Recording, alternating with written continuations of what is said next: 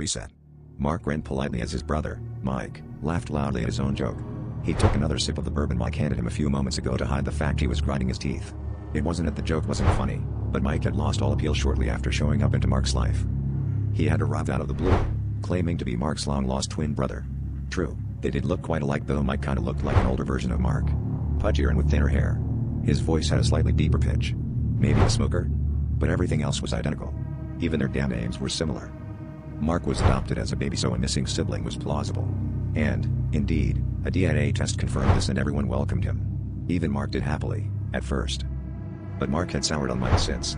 It was almost as if Mike was out to destroy his life. Things started off innocently enough.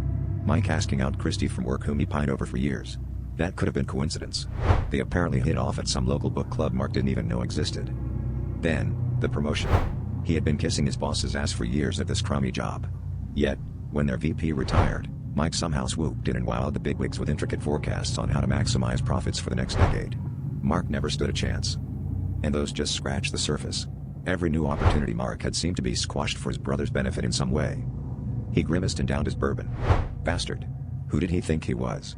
He glared at his brother, who was watching him, smiling and silent now. What had he been saying? Mark groggily wiped his face. He felt woozy. He went to ask Mike something and fell to the floor.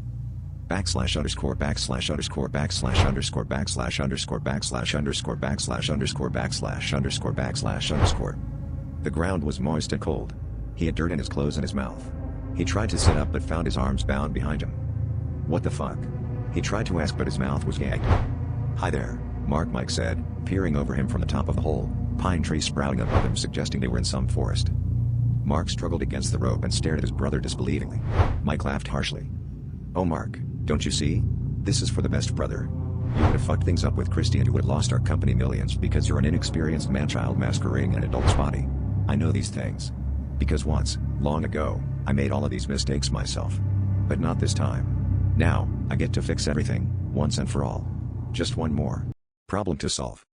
Mark had no clue what he was on about, but his eyes widened when Mike raised the gun and aimed it at his head. Goodbye, old me.